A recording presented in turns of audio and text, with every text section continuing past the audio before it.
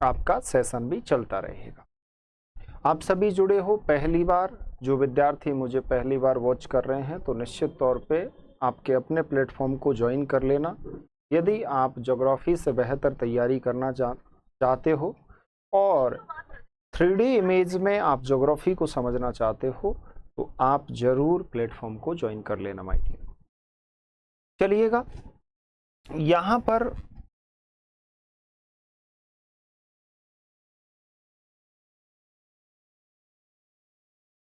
ये कुछ इन्फॉर्मेशन है क्लास को शुरू करने से पहले, और इस इन्फॉर्मेशन के माध्यम से यूजीसी नेट का आपका लाइव बैच चल रहा है दिसंबर बैच को टारगेट करते हुए।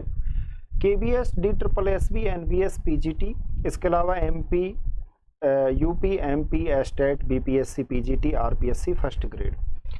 इसमें आपको 300 पेज के बाइलिंगुअल नोट्स मिलेंगे, टेस्ट सीरीज मिलेगी और आपके प्रत्येक संडे को आपको एक टेस्ट मिलेगा और आपके 1 घंटे 20 मिनट की डेली आपको लाइव क्लास मिलेगी। ये कुछ डिस्कस जो हमारा मेन टॉपिक चल रहा था, तापमान और ऊष्मा बजट चल रहा था, जिसमें ये कॉन्सेप्ट मैंने आपको कंप्लीट करवा दिए थे कल की क्लास में। और यहाँ से मैंने बताया था कि सूर्य अपनी सौर विकिरण अंतरिक्ष और वायुमंडल के माध्यम से पृथ्वी तक पहुंचता है और ये लघु तरंगीय विकिरण होता है 1 मिनट के अंदर। मतलब 1 मिनट का मैंने रेशो बताया था, ये लघु तरंगीय विकिरण होता है 1 मिनट में। यदि हम पृथ्वी का कोई टुकड़ा लेते हैं, जैसे हम बात करते हैं कि 1 वर्ग सेंटीमीटर स्क्वायर, 1 वर्ग सेंटीमीटर का एक टुकड़ा है, इस पर सर कितनी ऊर्जा प्राप्त होती है, तो याद रखिएगा 2 ग्राम कैलोरी ऊष्मा प्राप्त होती है इसको। तो इससे मतलब इसका जो मापन किया जाता है तापमान का, टेम्परेचर का, वो कैलोरी के आधार पर किया जाता है। इसे सौर स्थिरांक कहते हैं, सोलर कांस्टेंट के नाम से जाना जाता है, याद रखिएगा। सौर स्थिरांक को सौर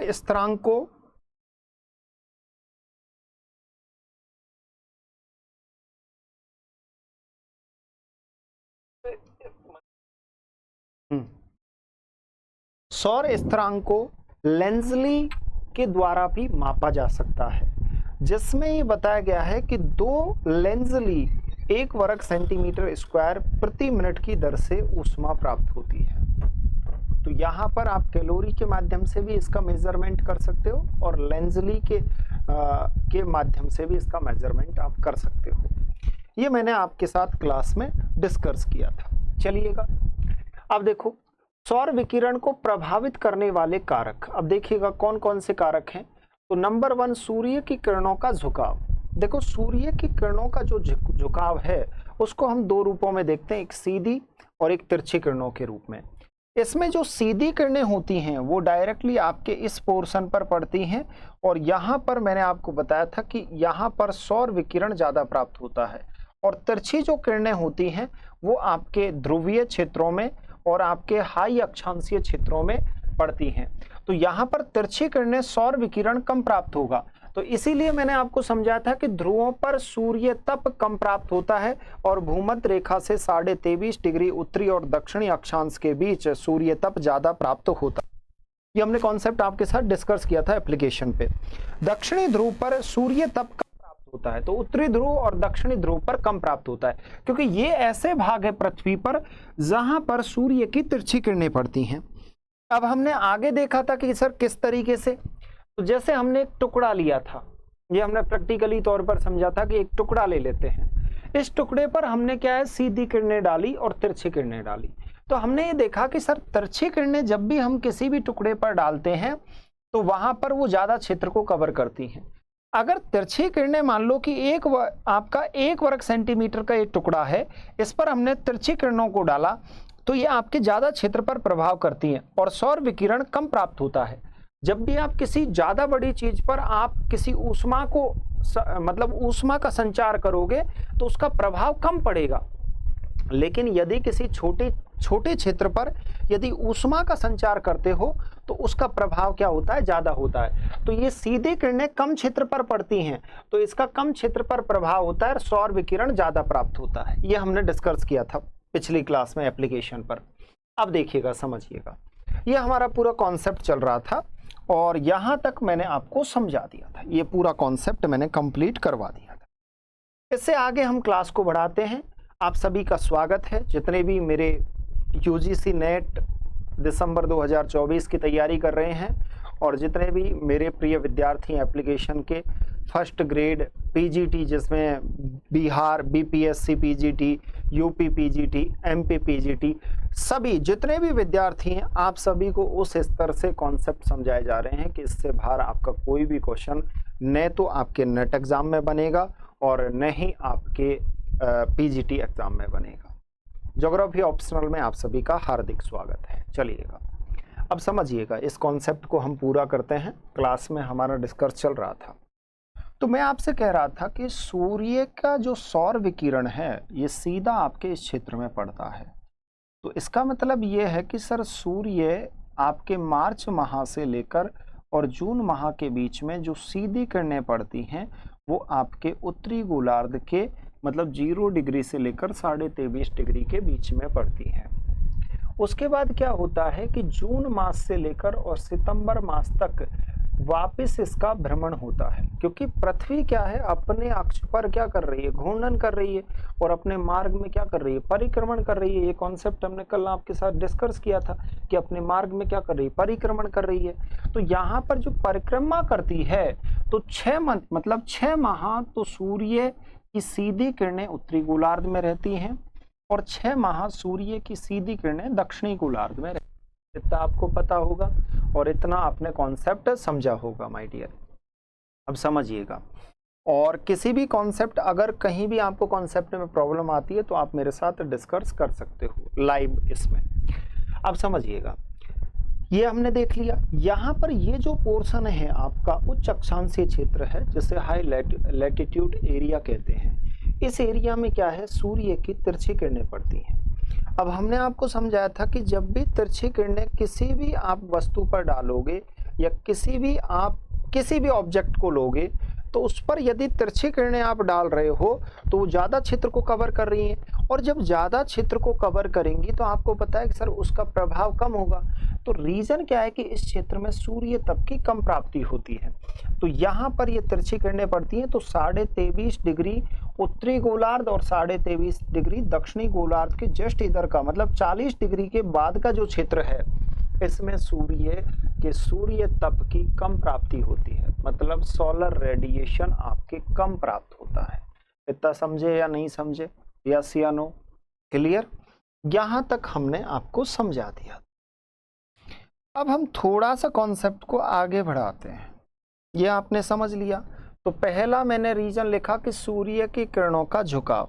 तो सूर्य की किरणों के झुकाव के कारण सूर्य तप पर प्रभाव पड़ता है, मतलब ये प्रभावित करती है।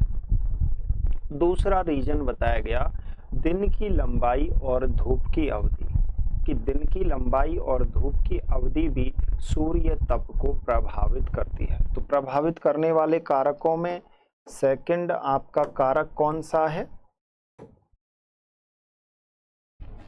पर नोट करिएगा, सेकंड कारक। इसको आपको एक एक कॉन्सेप्ट को क्लियर करवा दूंगा। हो सकता है लाइफ में आज तक समझ नहीं आया हो, लेकिन आज के बाद कभी नहीं कह सकते। तो दिन की लंबाई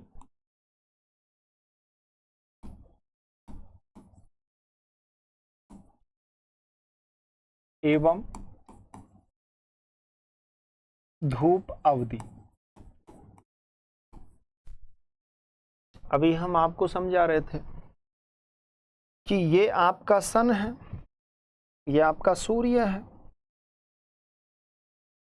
सूर्य का प्रकाश पृथ्वी पर आ रहा है तो ये आपकी अर्थ है, सूर्य के जस्ट इधर की तरफ ये आपकी अर्थ है। अर्थ का जो ओरिजिनल कलर है वो आपका ग्रीन है, इसे नीला ग्रह कहते हैं। और सन है, सूर्य है जो सोलर रेडिएशन रिलीज कर रहा है। और ये जो वेव्स हैं ये आपके रेडियो एक्टिव वेव्स हैं, चुंबकीय तरंगे हैं, विद्युत चुंबकीय तरंगे हैं। तो यहाँ इन्हें इलेक्ट्रोमैग्नेटिक वेव्स कहते हैं, विद्युत चुंबकीय तरंगे हैं। तो इसके माध्यम से, लघु तरंगों के माध्यम से पृथ्वी को सूर्य से मतलब तापमान प्राप्त हो रहा है, एनर्जी प्राप्त हो रही है। अब आप समझिएगा, यहां पर मैंने लिखा है दिन की लंबाई और धूप की अवधि। आपके जितने भी कॉन्सेप्ट हैं ये सब कॉन्सेप्ट आपके क्लियर हो जाएंगे। अभी देखिएगा, समझिएगा। आपको पता है कि सर पृथ्वी पर हमने कुछ ऐसी इंपॉर्टेंट जानकारी लेने के लिए हमने पृथ्वी पर काल्पनिक रेखाओं को दर्शाया गया है। तो यहाँ पर काल्पनिक रेखाओं को दर्शाने के माध्यम से इस पूरी पृथ्वी को एक गोला माना और इसको दो भागों में डिवाइडेड कर दिया। तो दो भागों में विभक्त किया, तो इसे हम उत्तर वाले भाग को उत्तरी गोलार्ध बोलते हैं और दक्षिण वाले भाग को दक्षिणी गोलार्ध कहते हैं। यहाँ पर ये 0 डिग्री है, तो जस्ट उत्तर में गए तो यहाँ पर हमने 23.5 डिग्री और दक्षिण में 23.5 डिग्री। क्लियर हो गया। फिर हम दोबारा उत्तर में गए तो यहाँ पर 66.5 डिग्री रेखा के द्वारा एक क्षेत्र का विभाजन किया और फिर दक्षिण में 66.5 डिग्री के द्वारा एक क्षेत्र का हमने विभाजन कर दिया। ठीक है। जैसे ही हम ऊपर चलते हैं तो ये ध्रुवीय क्षेत्र आ जाते हैं। तो यहाँ पर पता लगा कि सर ये 0 डिग्री है, ये 23.5 डिग्री नॉर्थ है, ये 66.5 डिग्री नॉर्थ है। इधर दक्षिण में जैसे ही साउथ में जाओगे, साउथ हेमिस्फीयर में 23.5 डिग्री दक्षिणी गोलार्ध में और 66.5 डिग्री आपके दक्षिणी गोलार्ध में। तो यहाँ पर साउथ लिखेंगे। जैसे ही हम ऊपर की तरफ चले तो यहाँ पर आपको पता है कि 90 डिग्री अक्षांश रेखा है और इधर यहाँ पर भी आपका 90 डिग्री है। ठीक है। इधर वाले भाग को हम कहते हैं दक्षिणी ध्रुव, ये आपका दक्षिणी ध्रुव है। और ऊपर वाला जो भाग है इसे हम कहते हैं उत्तरी ध्रुव, ये आपका उत्तरी ध्रुव भाग है। क्लियर, इतना समझ आया।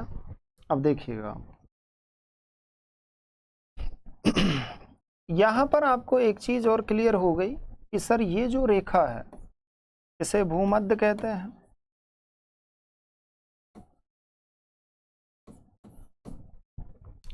ये जो रेखा है इसे कर्क रेखा कहा जाता है। नीचे वाली जो रेखा है इसे मकर रेखा कहते हैं। आप समझाना चाहेंगे कि किस प्रकार से दिन की जो लंबाई है और धूप की अवधि कहां पर ज्यादा होती है और कहां पर कम होती है। लेकिन पहले बेसिक कॉन्सेप्ट तो समझिएगा भाई। आप नेट एग्जाम में जीआरएफ करना चाहते हो तो कॉन्सेप्ट की समझ तो होनी चाहिए ना। इस बार का कट ऑफ आपने देखा होगा, नेट का ज्योग्राफी का कट ऑफ क्यों कम रहा, उसका मैं आपसे रीजन पूछता हूं, मुझे बताइएगा। कम इसलिए रहा क्योंकि विद्यार्थी कॉन्सेप्ट को समझ के जाता ही नहीं है।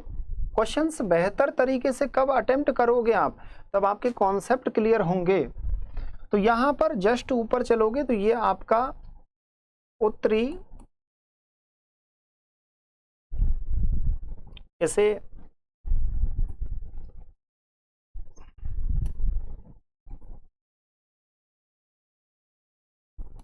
आर्कटिक वृत्त कहते हैं और इस आर्कटिक वृत्त अब हम आपको समझा रहे थे कि सूर्य से जो निकलने वाला सोलर रेडिएशन है, ये आपका सन है, सूर्य है। अब सूर्य से जो सोलर रेडिएशन आपका निकल रहा है ये भैया कुछ ऐसा है।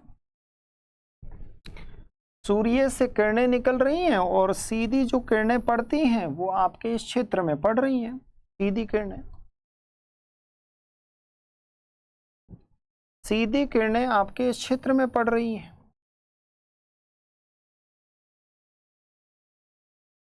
सीधी किरणें आपके इस क्षेत्र में पड़ रही हैं। अब आप पूछोगे कि सर तिरछी किरणें किधर पड़ती हैं, तो हम आपको ये भी बता देते हैं, चलो क्लियर कर देते हैं कॉन्सेप्ट। तो तिरछी किरणें आपके इस क्षेत्र में पड़ेंगी।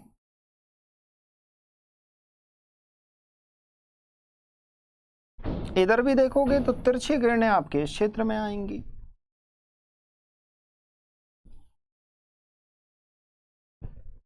तिरछी किरणें आपके इस क्षेत्र में आएंगी।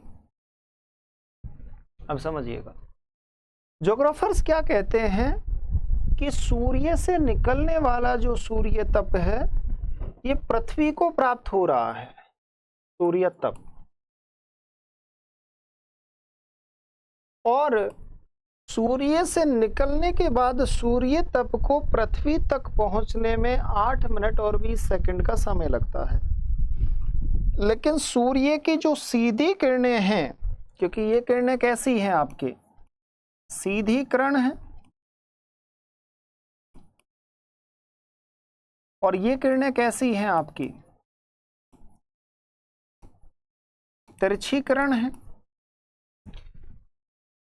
अब यहां पर जो सीधी किरणें रहती हैं वो 0 डिग्री से लेकर 23.5 डिग्री उत्तरी गोलार्ध में और 0 डिग्री से लेकर 23 डिग्री में सूर्य की सीधी किरणें रहती हैं। और ऐसा नहीं है कि केवल 23.5 डिग्री तक रहती हैं, आपके 40 डिग्री तक सूर्य की, जैसे ही 23.5 डिग्री तक तो मतलब सीधी रहती हैं, लेकिन फिर धीरे धीरे तिरछा होना शुरू हो जाती हैं। लेकिन 40 डिग्री के बाद इनमें तिरछापन ज्यादा आ जाता है। समझे कुछ मेरी बात को? जब तिरछापन ज्यादा आ गया तो जहां जिस क्षेत्र में सूर्य की सीधी किरणें पड़ रही हैं उस क्षेत्र में तापमान ज्यादा प्राप्त होगा। यस या नो? यस, कि सर ज्यादा प्राप्त होगा।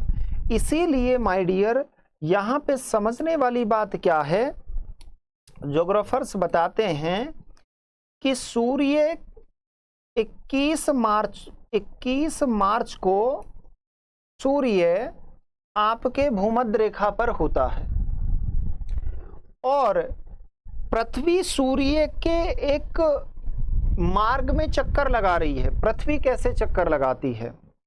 पृथ्वी कुछ इस तरीके के इस माध्यम में चक्कर लगा रही है। ऐसे देखो, ये एक मार्ग है, यहां पर बीचों बीच में ये आपका सन यानी सूर्य है, समझ लीजिए। और पृथ्वी की जो अवस्थिति है वो कुछ इस प्रकार से है, जैसे यहां पर ये आपका सन लगा लो, यहां पर सूर्य है और पृथ्वी, यहां पर भी पृथ्वी है, यहां पर भी पृथ्वी है, क्योंकि मार्ग में चक्कर लगा रही है ना। इधर यहां पर भी पृथ्वी की अवस्थिति होती है और यहां पर भी पृथ्वी की अवस्थिति होती है। ये जो अपना एक चक्कर है पूरा, अपना एक चक्कर पूरा पृथ्वी सूर्य के परिक्रमा करती है और अपना एक चक्कर पूरा 365 दिन, सुनिएगा, अपना एक चक्कर पूरा 365 डेज और 6 घंटे में पूरा करती है। पृथ्वी सूर्य के परिक्रमा कर रही है। अब यहां पर जो सूर्य के परिक्रमा कर रही है ये अर्थ, तो अर्थ की अवस्थिति इस प्रकार से भी होती है और अर्थ की अवस्थिति सूर्य के सामने भी होती है, फिर इस प्रकार से होती है, फिर सूर्य के सामने होती है। तो यहां मैं आपको जो चीज समझाना चाह रहा हूं उस चीज को समझिएगा कि सूर्य की सीधी किरणें हैं वो 21 मार्च को आपके 0 डिग्री से लेकर 23.5 डिग्री उत्तरी गोलार्ध में और 0 डिग्री से 23.5 डिग्री दक्षिणी गोलार्ध में होता है। मतलब यहां पर ये सीधी किरणें पड़ती हैं, लेकिन जो सीधी किरणों का जो झुकाव होता है वो 21 मार्च को आपके भूमध्य रेखा पर होता है। अब 21 मार्च को भूमध्य रेखा पर है तो यहां पर ये जो जैसे ही पृथ्वी सूर्य के परिक्रमा कर रही है तो 21 जून को ये सीधी किरणों का जो प्रभाव है वो आपके कर्क रेखा पर हो जाता है। और इसीलिए याद रखना कि कर्क रेखा पर तापमान बहुत ज्यादा हो जाता है। तो कर्क रेखा पर स्थित जितने भी आपके देश हैं उनका टेम्परेचर बढ़ जाता है और इनमें से भारत का भी प्रमुख नाम आता है। तो भारत का भी तापमान बहुत ज़्यादा हो जाता है और ये आप देखते ही हो, अब जून मास चल रहा है तो टेम्परेचर का क्या हाल है तापमान का।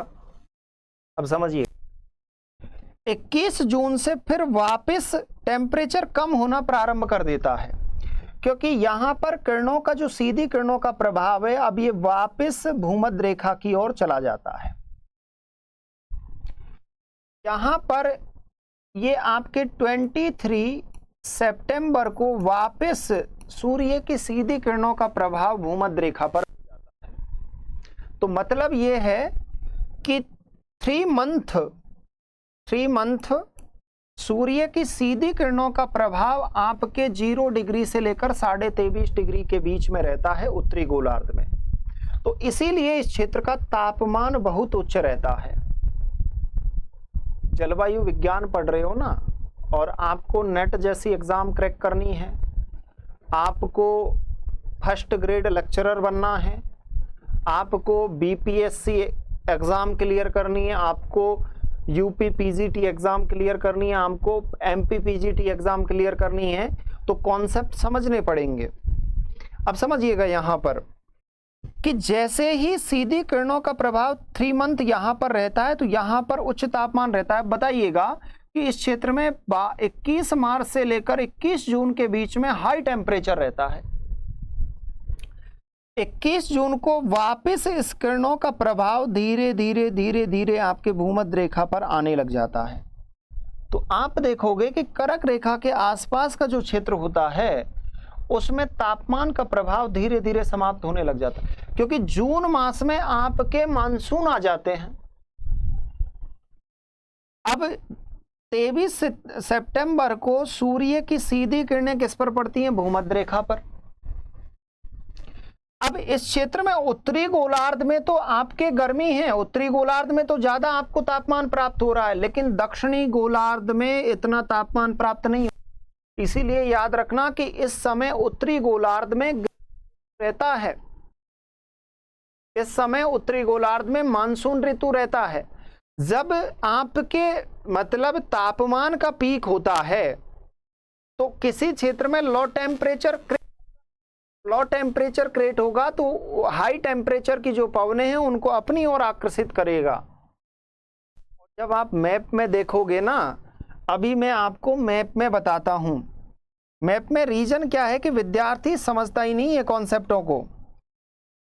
जैसे मैं आपको वर्ल्ड मैप बताता हूं, अभी मैं एक इंटरव्यू देख रहा था, उसमें एक असिस्टेंट प्रोफेसर का इंटरव्यू था।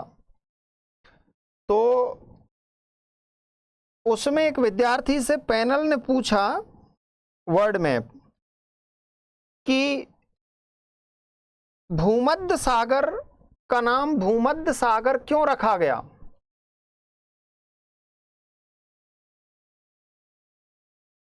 भूमध्य सागर का नाम भूमध्य सागर क्यों रखा गया? तो उसका जवाब सुनिएगा। उसने एक बहुत ही प्यारा जवाब दिया कि सर भूमध्य सागर के बीचों बीच से भूमध्य रेखा गुजर रही है। हो सकता है उसकी बात सही हो। क्या आप इस बात का समर्थन करते हो कि भूमध्य सागर से भूमध्य रेखा गुजर रही है? करते हो क्या? मैं आपसे पूछ रहा हूं, बताइएगा मुझे।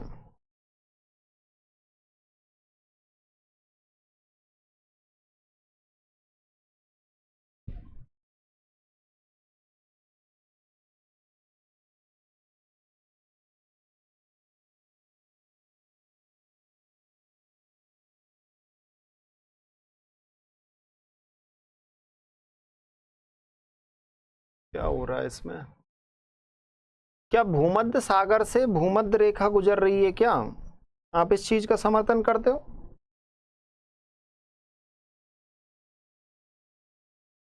देखो, मेरा मकसद है कि आपके ज्योग्राफी के जितने भी कंफ्यूज हैं इनको क्लियर कर लीजिए, क्योंकि एग्जाम दोबारा मौका नहीं देती। लेक्चर बनना है, एग्जाम दोबारा मौका आपको नहीं देगी। ध्यान रखना मेरी बात को, कभी नहीं देती जीवन में, एक बार मौका मिलता है। जैसे राहुल गांधी को मौका मिला था कि प्रधानमंत्री बन जाइए, नहीं बने। बताओ मौका अब मिलेगा क्या दोबारा? और आज नीतीश बाबू ने बड़ी बात बोल दी यार, बड़ी खतरनाक बात बोल दी कि हम तो मोदी जी से कह रहे थे हम तो मोदी जी से कह रहे थे कि मोदी जी अब मौका ना दीजिएगा इनको, और सच बात यह है कि मौका मिल जाता बढ़िया प्रधानमंत्री बन जाते, लेकिन अब मुझे नहीं लग रहा कि मौका मिलेगा। यार आज तो जबरदस्त हो गई भैया, आज ये मैप कहाँ मर गया। तुम टेंशन मत लो, अब तो मैप भी मिलेगा आपको। मैं जो चीज़ समझाना चाह रहा हूँ वो चीज़ आपको समझ आ जाए तो बहुत अच्छी बात है।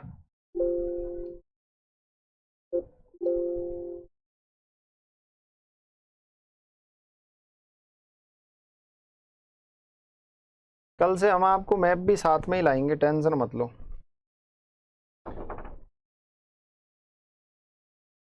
अब यार हम पीपीटी देखकर तो आपको पढ़ाते नहीं हैं, ये बात तो आप जानते ही हो।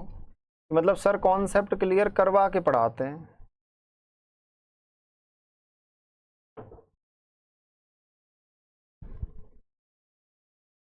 क्या हो रहा है, चलो इसमें ही देख लो।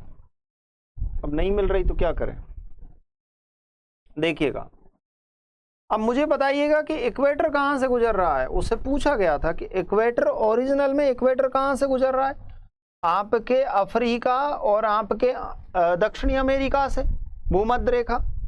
और जस्ट इसके ऊपर देखोगे तो ये कर्क रेखा है, तो कर्क रेखा यहाँ से गुजर रही है, तो मतलब अफ्रीका, ये मैक्सिको, इधर ये अफ्रीका और इधर ये इंडिया से होते हुए गुजर रही है।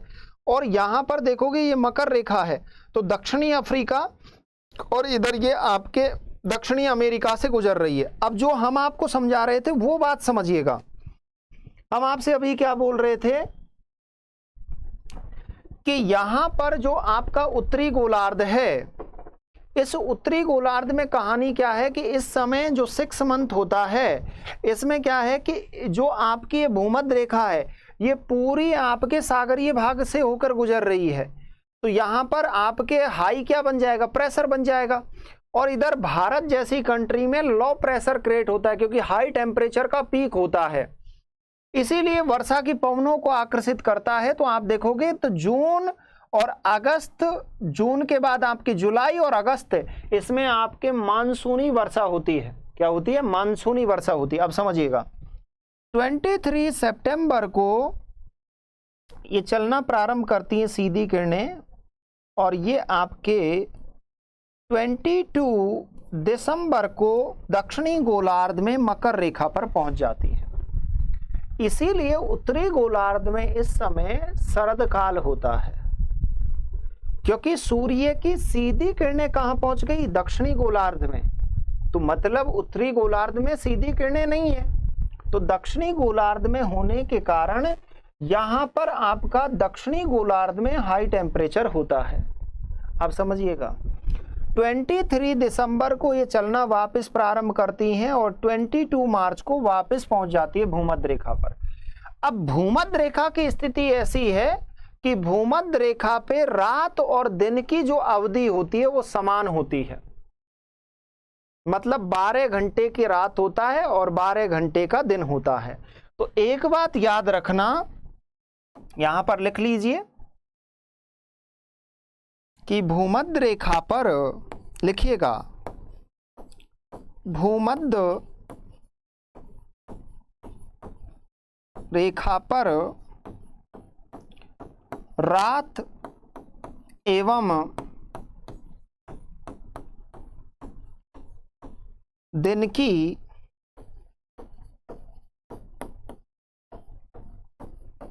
अवधि समान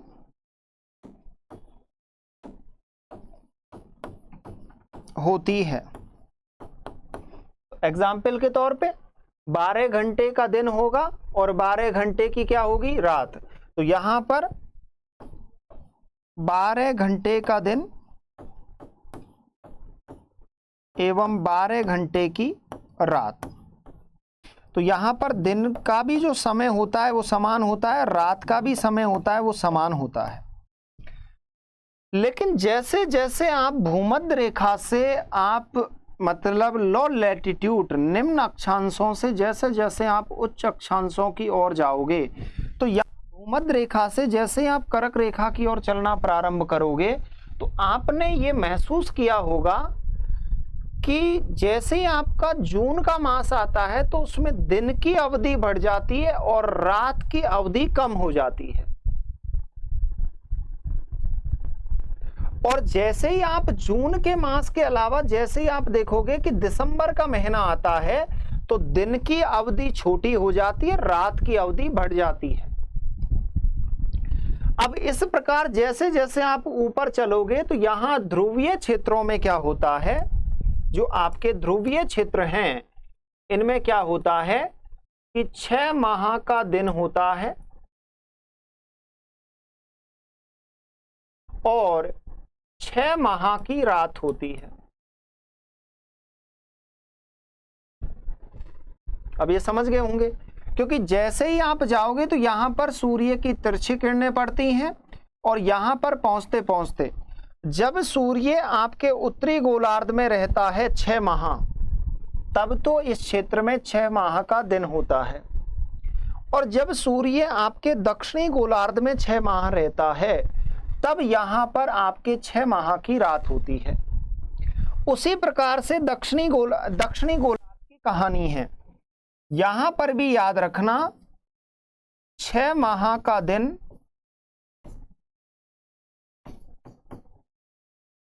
और 6 माह की रात होती है। रीजन मैंने आपको बता दिया, क्योंकि सूर्य की सीधी किरणों का प्रभाव लगभग इस क्षेत्र पर रहता है, तो इसीलिए भूमध्य रेखा के आसपास के क्षेत्र में कोई दिन की अवधि न तो कम होती है और न ही ज्यादा होती है। अब यहां पर ज्योग्राफर सवेंद्र सिंह क्या लिखते हैं, सवेंद्र सिंह ये बताते हैं अपनी बुक में, और मैंने ये देखा है कि इंडिया के जितने भी टीचर हैं जिन्होंने अगर सवेंद्र सिंह को नहीं पढ़ा तो फिर कुछ नहीं पढ़ा। सवेंद्र सिंह ये कहते हैं कि जब दिन की अवधि लंबी होगी, समझिएगा, जब दिन की अवधि लंबी होगी तो वहां पर सूर्य तप की प्राप्ति ज्यादा होगी। क्या ये बात राइट है क्या? सवेंद्र सिंह कहते हैं कि जब दिन की अवधि लंबी होगी तो वहां पर सूर्य तप की प्राप्ति ज्यादा होगी।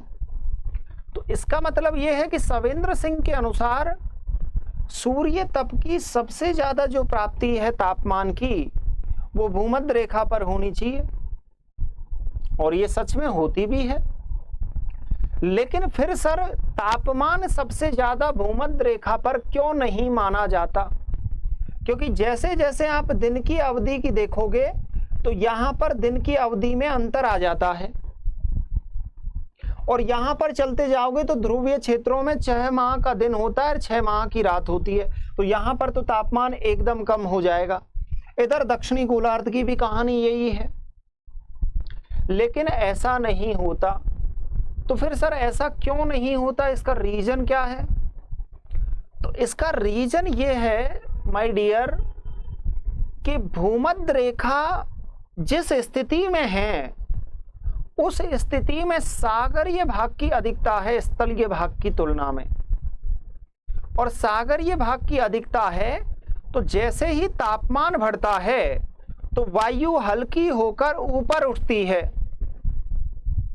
अब जैसे ही वायु हल्की होकर ऊपर उठेगी और वहां पर यदि जलीय क्षेत्र है तो वायु अपने साथ, जैसे ही वायु गर्म होगी और जैसे ही जल के संपर्क में आएगी तो जब गर्म वायु का प्रभाव जल पर पड़ेगा तो जल वाष्प में परिवर्तित होकर ऊपर उठ जाएगा। क्या ये बात राइट है क्या? यस।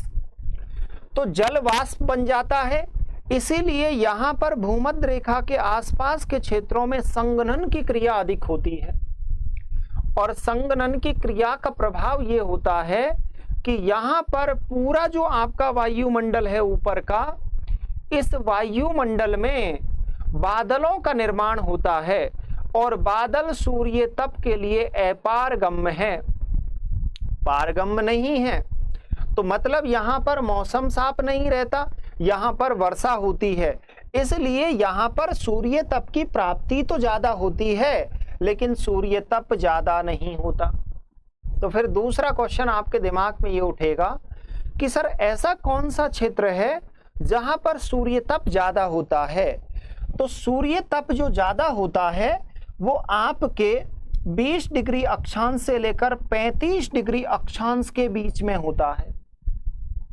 इसका आप रीजन पूछोगे।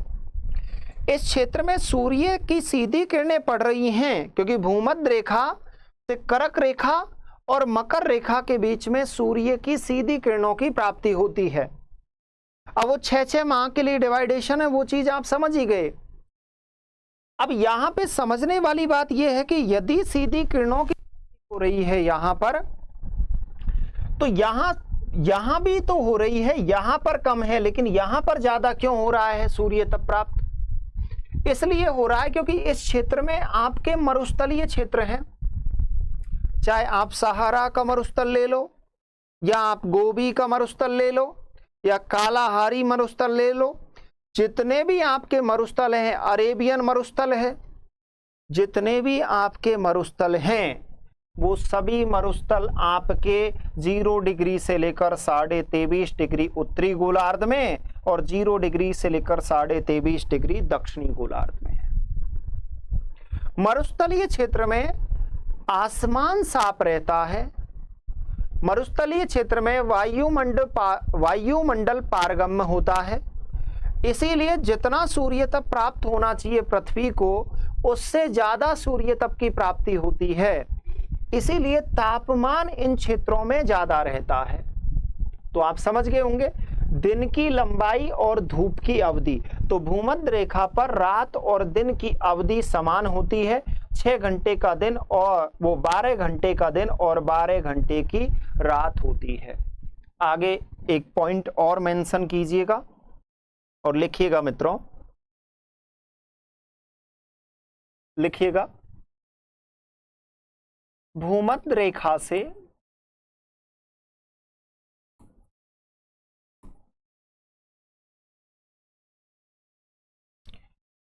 कर्क रेखा एवं मकर रेखा क्षेत्रों में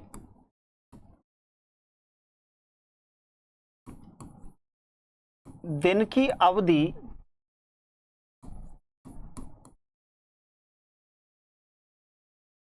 घटती एवं बढ़ती रहती है।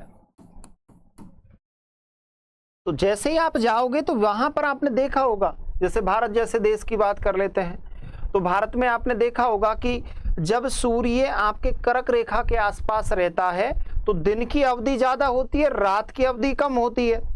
लेकिन जैसे ही मकर रेखा पर पहुंच जाता है आपके नवंबर दिसंबर में, तो वहां पर रात की अवधि बढ़ जाती है और दिन की अवधि कम हो जाती है। तो यहाँ पे समझने वाली बात यह है कि भूमध्य रेखा से कर्क और मकर रेखा क्षेत्रों में दिन की अवधि घटती एवं बढ़ती रहती है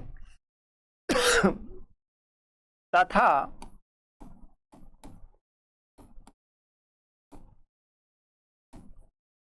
ध्रुवीय क्षेत्रों में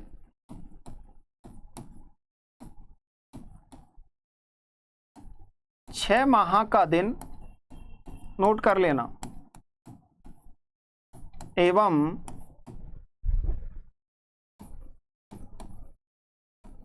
6 माह की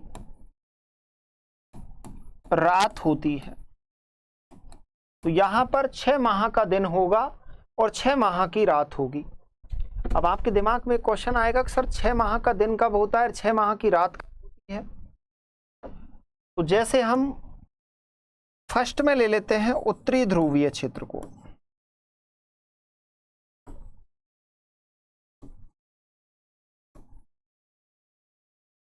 उत्तरी ध्रुवीय क्षेत्र में याद रखना कि आपके मार्च से लेकर और सितंबर तक 6 माह का दिन होता है।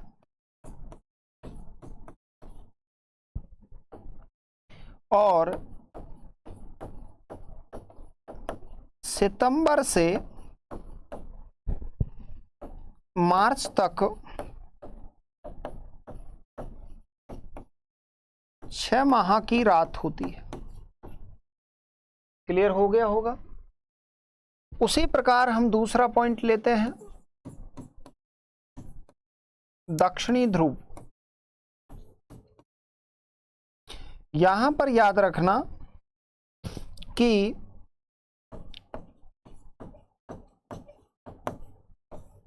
सितंबर से मार्च तक का जो समय होता है, इसमें 6 माह का दिन होता है, क्योंकि इस समय सूर्य मकर रेखा पर है। सीधी किरणों का प्रभाव किस पर पड़ रहा है? मकर रेखा पर पड़ रहा है। तथा मार्च से सितंबर तक, मार्च से सितंबर के बीच में सूर्य कर्क रेखा पर होता है, तो मतलब मकर रेखा पर नहीं है, इसीलिए 6 माह की रात होती है। मेरी बात को आप समझ गए होंगे। तो ये पूरा आपका कॉन्सेप्ट था। तो दिन की अवधि और धूप, मतलब दिन की लंबाई और धूप की अवधि, ये आपको पता लग गया। दोनों कॉन्सेप्ट आपके क्लियर हो गए। तो ये भी आपके सूर्य तप कितना प्राप्त होगा, उस सूर्य तप को प्रभावित करते हैं। तो पहला कारक तो मैंने आपको बताया कि सूर्य की किरणों का झुकाव। सूर्य किरणें पृथ्वी के कुछ क्षेत्र में सीधी पड़ती हैं, कुछ क्षेत्र में तिरछी होती हैं, तो इसका 2 रूप होता है। और दूसरा मैंने बताया कि दिन की लंबाई और धूप की अवधि। अब तीसरा है वायुमंडल की पारगम्यता।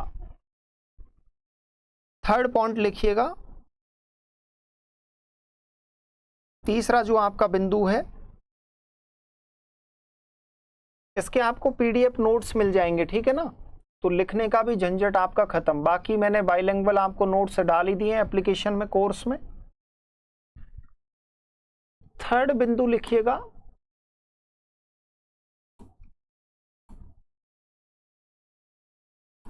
वायुमंडल की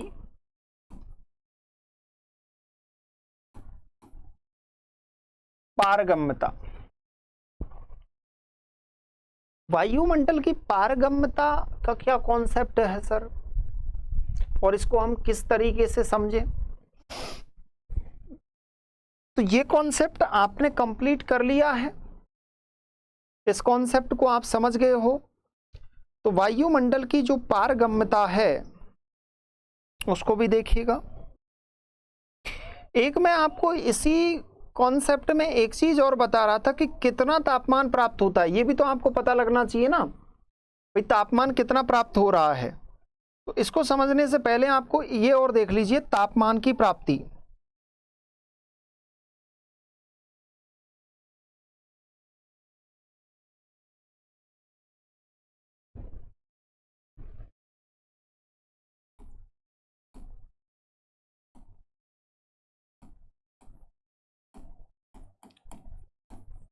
अब इसके लिए एक सारणी बनवाता हूं आपको।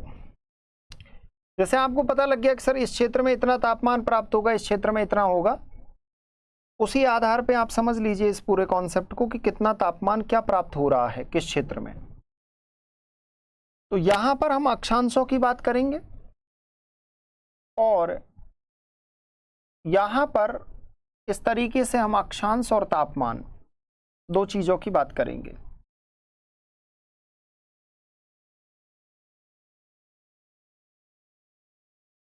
यहां पर आपके अक्षांश आ जाएंगे और यहां पर आपका तापमान होगा, जिसको आप सूर्य तप कह सकते हो।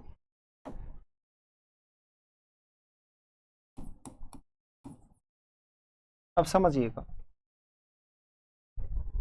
भाई, सूर्य की सीधी किरणों का प्रभाव कहां पर पड़ रहा है? 0 डिग्री अक्षांश पर। तो 0 डिग्री पर 100% सूर्य तप प्राप्त होता है। एक बात याद रखिएगा, 0 डिग्री पर जो 0 डिग्री आपका अक्षांश है उस पर 100% सूर्य तप प्राप्त होता है।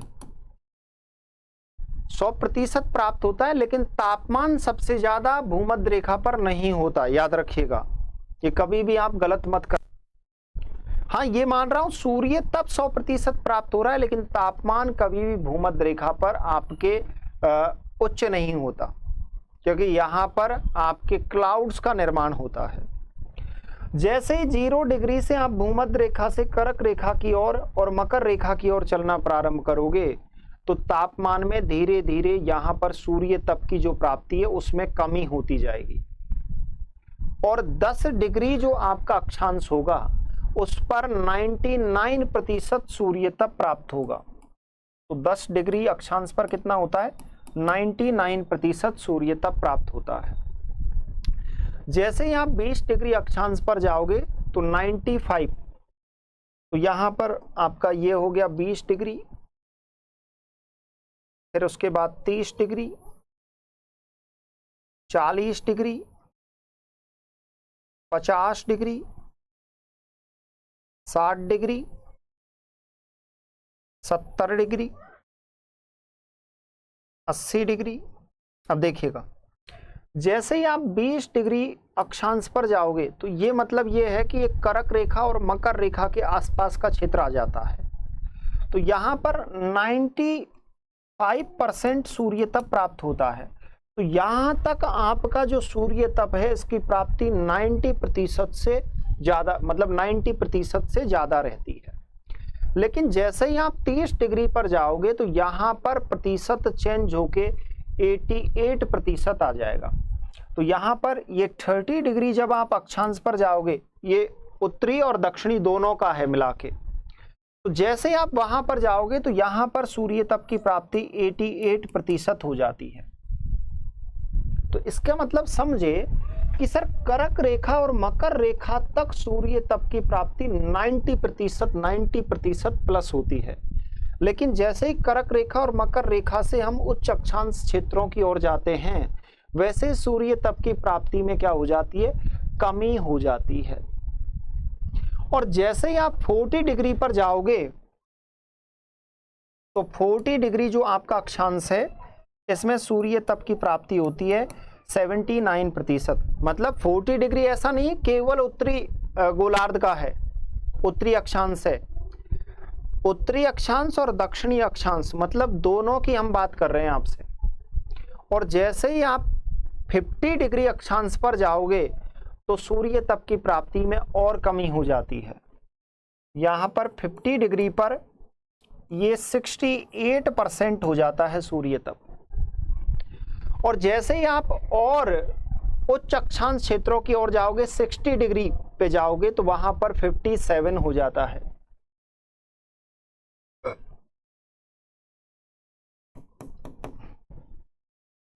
और जैसे ही आप, अब ये जो 60 डिग्री है तो इसके बाद आपको पता है कि सर यहाँ व्रत ये क्षेत्र आ जाएगा। जैसे उत्तरी गोलार्ध में आपका आर्कटिक व्रत है और दक्षिणी गोलार्ध में आपका अंटार्कटिक व्रत है, तो उसी प्रकार से तो यहाँ पर 70 डिग्री अक्षांश पर जब आप जाओगे पृथ्वी के उत्तरी और दक्षिणी अक्षांशों में, तो वहां पर सूर्य तप 47% हो जाता है। मतलब 50% से के आसपास आधा ही सूर्य तप प्राप्त होता है, क्योंकि तिरछी किरणें पड़ती हैं तो आधा ही प्राप्त होगा। और जैसे ही आप 80 डिग्री पर जाओगे तो 80 डिग्री पर यह सूर्य तप 43% हो जाता है। और 90 डिग्री पर यह क्वेश्चन आ चुका है, 42% सूर्य तप प्राप्त होता है। तो सबसे कम जो सूर्य तप प्राप्त होता है, सबसे कम वो कहां पर होता है? आपके 90 डिग्री पर 42%। ये क्वेश्चन एग्जाम में आ चुका है। सबसे ज्यादा कहां प्राप्त होगा?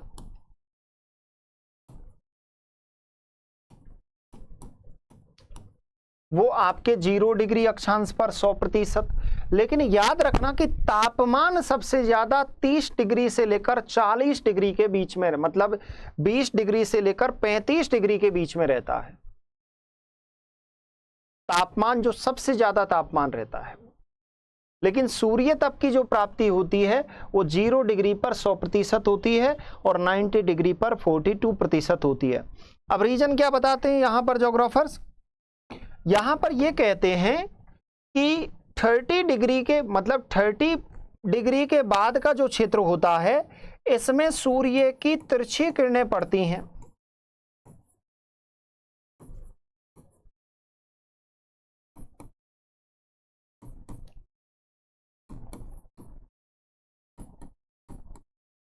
तो सूर्य की तिरछी किरणों का प्रभाव होता है इस क्षेत्र में।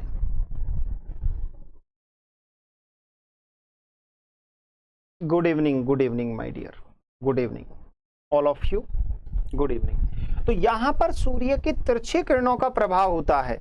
तो तिरछी किरणें मैंने बताया कि ज्यादा क्षेत्र को कवर करती है, इसीलिए यहां का टेम्परेचर कम होता है। और यहां पर सूर्य की सीधी किरणों का प्रभाव होता है।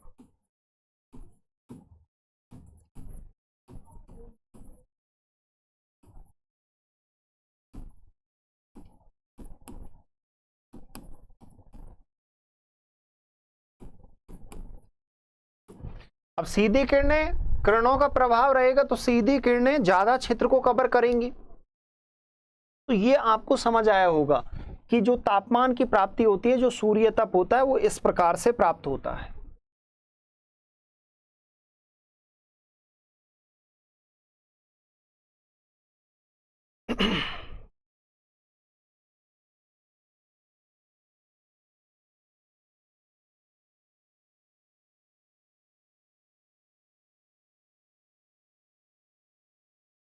अब देखिएगा, यहां तक आपको समझ आ गया होगा। अब वायुमंडल की पारगम्यता की बात कर लेते हैं।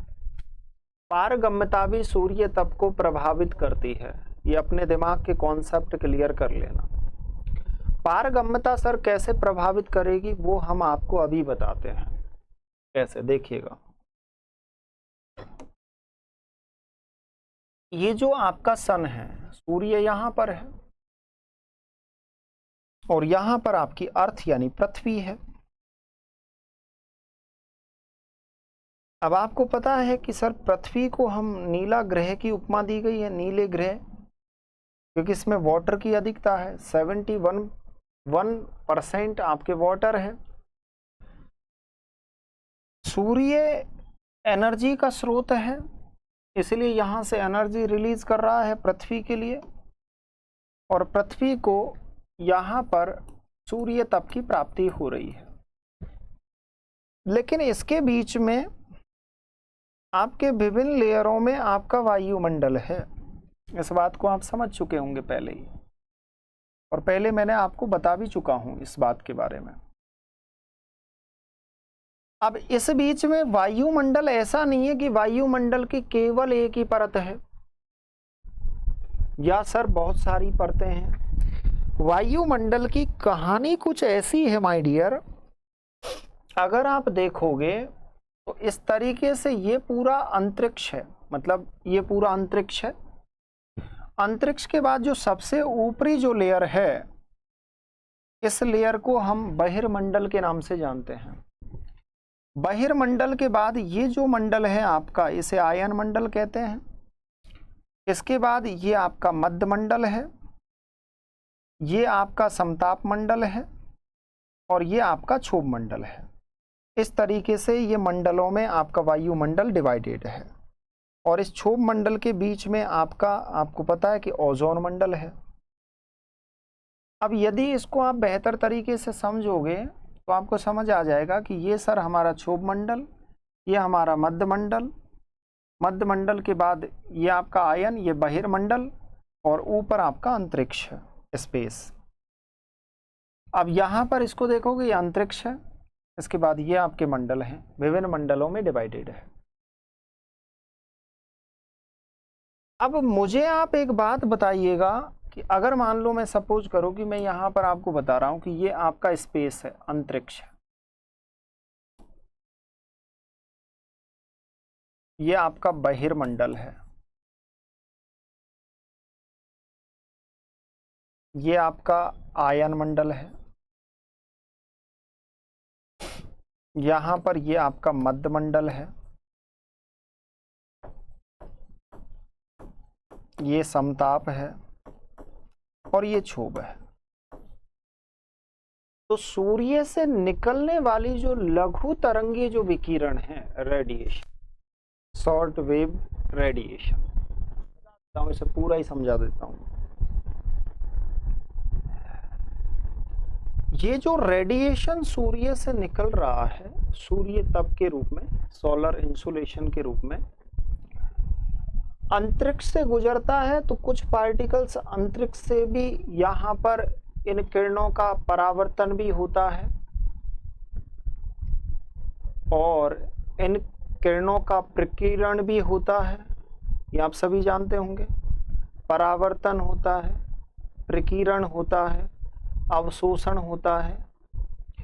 तो ये सभी क्रियाएं काम करती हैं तो अंतरिक्ष, बहिर्मंडल, आयन मंडल, मध्य मंडल, समताप मंडल और क्षोभ मंडल, यहां तक सूर्य का जो सूर्य तप है ये आ रहा है। क्षोभ मंडल में बादलों का निर्माण होता है। तो आपने देखा होगा कि सर जब बादलों का निर्माण होता है तो सूर्य की किरणें बादलों के आवरण में छिप जाती हैं। तो इसका मतलब यह है कि आकाश एकदम क्लीन रहेगा तो सूर्य तप की प्राप्ति ज्यादा होगी, और अगर आपका वायुमंडल साफ नहीं रहता है तो सूर्य तप की प्राप्ति क्या होगी, कम होगी। तो यहां से ये बात समझ आई कि सूर्य तप की प्राप्ति जो ज्यादा होती है वो कब होती है। तो ये अभी आपको हमने समझाया कि वायुमंडल की पारगम्यता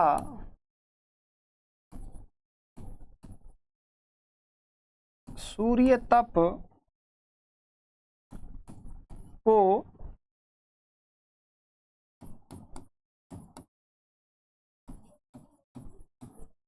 प्रभावित करती है। कैसे कर रही है? अगर वायुमंडल में जो आपका वायुमंडल है, इस एटमॉस्फेयर यदि पारगम्य होगा तो सूर्य तप की ज्यादा प्राप्ति होगी।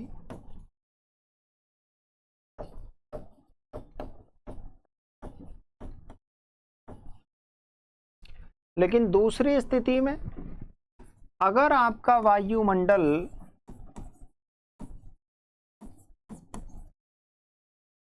अपारगम्य है,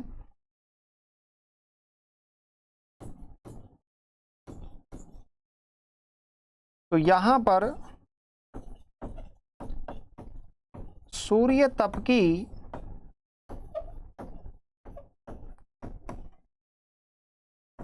कम प्राप्ति होगी। तो मतलब यह है कि जहां पर क्लाउड्स का निर्माण होता है वहां पर सूर्य तप की प्राप्ति पृथ्वी को कम होती है। और क्लाउड्स का निर्माण कहां पर हो रहा है? भूमध्य रेखा के आसपास के क्षेत्रों में। तो भूमध्य रेखा के आसपास के क्षेत्रों में सूर्य तप तो 100% आ रहा है, लेकिन यहां पर तापमान की प्राप्ति कम हो रही है। तो वायुमंडल पारगम्य सूर्य तप की प्राप्ति ज्यादा होगी, और वायुमंडल अपारगम्य होगा तो सूर्य तप की प्राप्ति क्या होगी? कम होगी। ये बात आप समझ गए होंगे मेरी बात को। अब समझिएगा, एक और कॉन्सेप्ट है कि पृथ्वी से सूर्य की दूरी, पृथ्वी से सूर्य की दूरी भी आपके सूर्य तप को प्रभावित करती है। और वो कैसे करती है वो आपको हम बताते हैं, देखिएगा।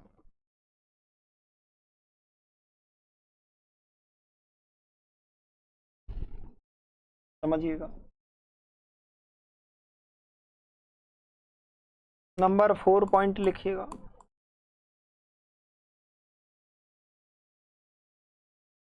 पृथ्वी से सूर्य की दूरी, इस कॉन्सेप्ट को आपको हम 3D में बताते हैं। 3D में देखिएगा, यह आपका सन है। अभी हम सन नहीं बनाएंगे, पहले हम पृथ्वी के लिए मार्ग बनाते हैं। चलिएगा, यह आपका एक वृत्ताकार मार्ग है पृथ्वी के लिए। इस वृत्ताकार मार्ग के सहारे पृथ्वी सूर्य के चारों ओर परिक्रमा करती है।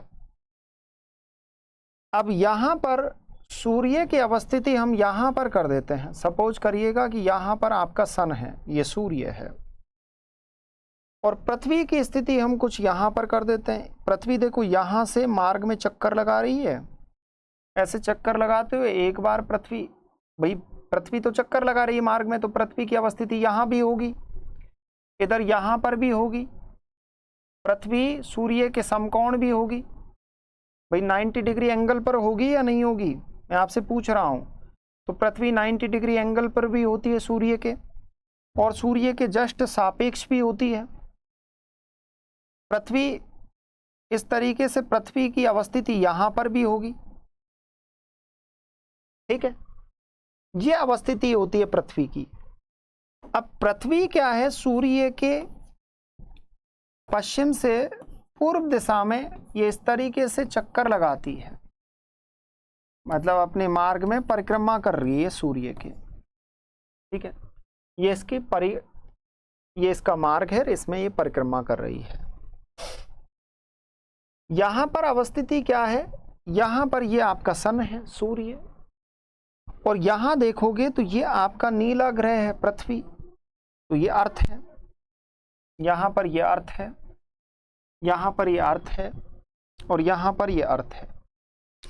अब याद रखना कि इस स्थिति में जब अर्थ होती है तो ये सूर्य के सापेक्ष नहीं है, ये सूर्य के 90 डिग्री एंगल पर है, तो यहां पर ये समकोण दिशा बोलेंगे इसे, तो ये स्थिति समकोण होती है।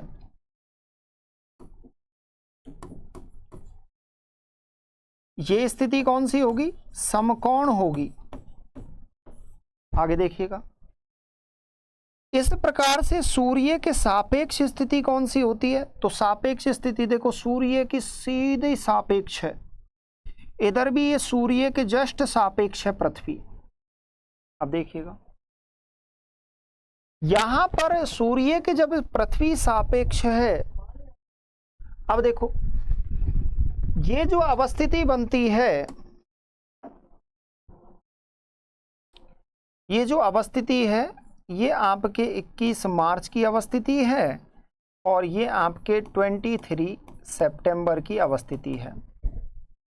लेकिन ये जो स्थिति बनती है कि सूर्य जो आपका ये सन है, इस सूर्य से सबसे ज्यादा जो दूरी होती है पृथ्वी की, वो आपके 21 जून को होती है, और सबसे कम जो दूरी होती है वो आपके 22 दिसंबर को होती है। अब यहां पर सूर्य से पृथ्वी की जो दूरी है, अब ये दूरी कम और ज्यादा कब हुई, जब पृथ्वी ने, जो पृथ्वी है उस पृथ्वी ने अपने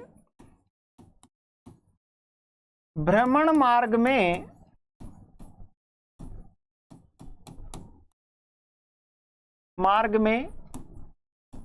सूर्य के परिक्रमा की।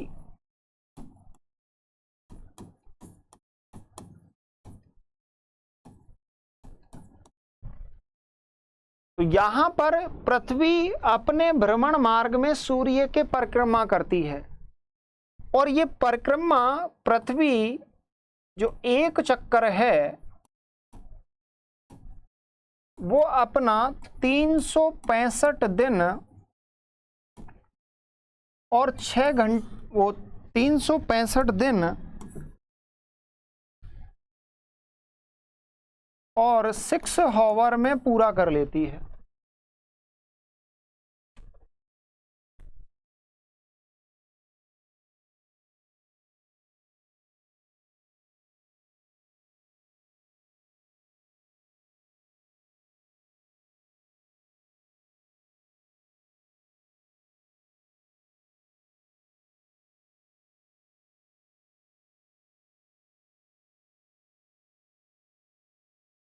अब समझिएगा, तो यहां पर पृथ्वी अपने भ्रमण मार्ग में सूर्य के परिक्रमा की, और एक अपना चक्कर 365 दिन और 6 घंटे में इसने पूरा किया। तो यहां 21 जून को सबसे ज्यादा दूरी होती है सूर्य से, अब इस दूरी का भी एक प्रमाण दिया गया कि कितनी दूरी होती है, तो 15.20 करोड़, मतलब आपके 15.20 करोड़। और सबसे कम जो दूरी होती है वो कितनी बताई गई, 14.7 करोड़, 14.70 करोड़। तो यहां पर आपको पता लगा कि सर सबसे ज्यादा जो दूरी है, सबसे ज्यादा दूरी सूर्य से पृथ्वी की सबसे ज्यादा दूरी 21 जून को होती है, और 21 जून को कितनी होती है दूरी, तो इसका भी हमने प्रमाण दिया आपको 15.20 करोड़। और सबसे कम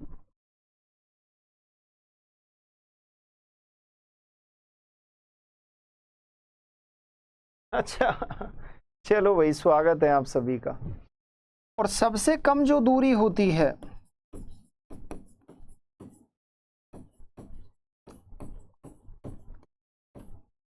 सबसे कम दूरी 22 दिसंबर को होती है, और दूरी बताई गई है 14.70 करोड़। इस स्थिति को क्या कहा जाता है,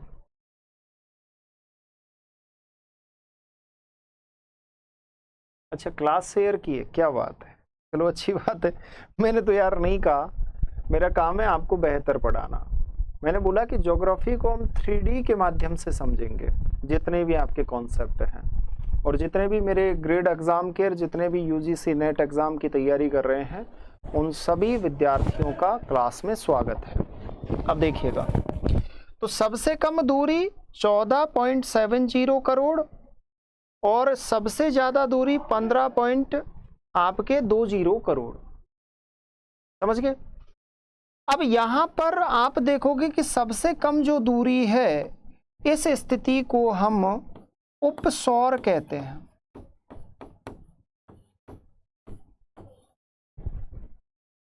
और इस स्थिति को हम अपसौर कहते हैं। ज्योग्राफर्सों ने क्या कहा, इस स्थिति को अपसौर बताया। अब हकीकत इसमें से ये कॉन्सेप्ट समझने वाला, इसमें से कोई क्वेश्चन नहीं आया।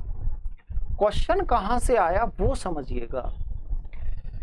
क्वेश्चन एग्जामिनर ये पूछता है कि जब सूर्य के पास में पृथ्वी होती है, समझिएगा मेरी बात को, कि जब सूर्य के पास में, मतलब सूर्य से सबसे कम दूरी पृथ्वी की होती है, उस स्थिति में पृथ्वी को ज्यादा तापमान प्राप्त होना चाहिए। क्या ये बात सही है क्या? लेकिन ऐसा भूमध्य रेखा से कर्क रेखा के बीच में नहीं होता। क्या ये बात सही है क्या? ऐसा होता है। और क्यों होता है मैं आपको बता रहा हूं। इस 22 दिसंबर की स्थिति, सूर्य की सीधी किरणों की स्थिति आपके मकर रेखा पर होती है, और ये जो मकर रेखा पर स्थिति है, ये बताती है कि सूर्य से जितना सूर्य तप प्राप्त होना चाहिए, उसका 7% अधिक सूर्य तप पृथ्वी को प्राप्त होता है। कितना बताया? 7% अधिक सूर्य तप पृथ्वी को प्राप्त होता है। आपने कहा सच में सर? यस। अब 7% अधिक होता है, तो याद रखना कि मकर रेखा के आसपास का जो क्षेत्र होगा, उसमें तो इसका प्रभाव सीधा झलकता है, लेकिन कर्क रेखा के आसपास का जो क्षेत्र होता है, उसमें उस समय शरद काल होता है, तो इसलिए आपको महसूस नहीं होता। और इसीलिए याद रखना कि उत्तरी गोलार्ध में जितनी ठंड होनी चाहिए उतनी ठंड नहीं होती, क्योंकि यहां पर 7% अधिक सूर्य तप प्राप्त हो रहा है। और इस स्थिति में उत्तरी गोलार्ध में जितनी ठंड होनी चाहिए उतनी ठंड नहीं होती, और दक्षिणी गोलार्ध में जितनी गर्मी होनी चाहिए थी उससे ज्यादा गर्मी होती है। मेरी बात को आप समझे? अब दूसरी स्थिति में समझो। इधर जब हम आए तो सूर्य से पृथ्वी की दूरी सबसे ज्यादा होती है, और ज्योग्राफर्सों ने बताया कि यहां पर अगर इसका आप मापन करोगे तो 15 करोड़ और 20 लाख किलोमीटर दूरी होती है।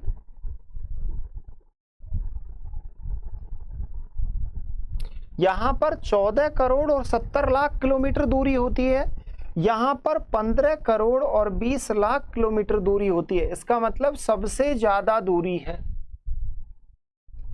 अब ज्योग्राफर्स क्या कहते हैं, इस स्थिति में सूर्य से निकलने वाला जो सौर विकिरण है वो पृथ्वी को 7% कम प्राप्त होता है। तो सर इसका पृथ्वी पर क्या प्रभाव पड़ता है? इसका प्रभाव ज्योग्राफर्सों ने ये बताया कि जितना सूर्य तप पृथ्वी को प्राप्त होना था उतना नहीं होता, 7% कम प्राप्त होता है। तो सुनिएगा, उत्तरी गोलार्ध में जून मास में जितनी गर्मी होनी चाहिए उतनी गर्मी नहीं होती।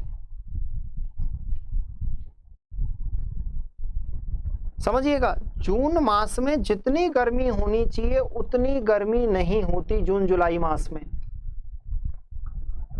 अब आगे क्या कहते हैं, मैं आपको जो बात बता रहा हूं, आगे क्या कहते हैं ज्योग्राफर्स ये बताते हैं कि जितनी गर्मी होनी चाहिए उतनी गर्मी नहीं होनी चाहिए, मतलब जितनी गर्मी होनी चाहिए थी उतनी गर्मी नहीं होती। तो उत्तरी गोलार्ध और दक्षिणी गोलार्ध में इसका प्रभाव क्या पड़ता है? तो उत्तरी गोलार्ध में जितनी गर्मी होनी चाहिए थी उतनी गर्मी नहीं होती, और दक्षिणी गोलार्ध में जितनी ठंड होनी चाहिए थी उससे ज्यादा ठंड होती है। अब एक बात और बता दें कि ये उपसौर और अपसौर की स्थिति कब होती है? सर ये ओरिजिनल में कब देखा जाता है? भाई ये तो स्थिति जब बनती है 21 जून और 22 दिसंबर को, लेकिन उपसौर और अपसौर की स्थिति कब होती है वो भी समझिएगा। 3 जनवरी और 4 जुलाई को, 3 जनवरी को आपके उपसौर की अवस्थिति होती है और 4 जुलाई को आपके अपसौर की स्थिति होती है। मतलब जो पृथ्वी सबसे, जो सूर्य से सबसे ज्यादा दूर जो होती है वो 4 जुलाई को होती है, और उसे हम क्या कहते हैं? अपसौर कहते हैं। और सबसे कम जो दूर होती है वो आपके 3 जनवरी को होती है। तो एक बात क्लियर कर लीजिए कि दिसंबर से लेकर जो जनवरी का टाइम होता है उसमें इस प्रकार से इसका इफेक्ट पड़ता है। तो ये बात आप मेरी समझ गए होंगे। तो इसको हम कल मैं आपको नोट करवाऊंगा। आज हमने क्लास में ये कॉन्सेप्ट कंप्लीट किए माय डियर, ठीक है। तो ये आप इसके बारे में, ये जो कॉन्सेप्ट हैं इनके बारे में हम देखेंगे। एक एक कॉन्सेप्ट ये बता दिया कि उपसौर कब होता है और अपसौर कब होता है, ये मैंने आपको बताया था। क्लियर? चलिए।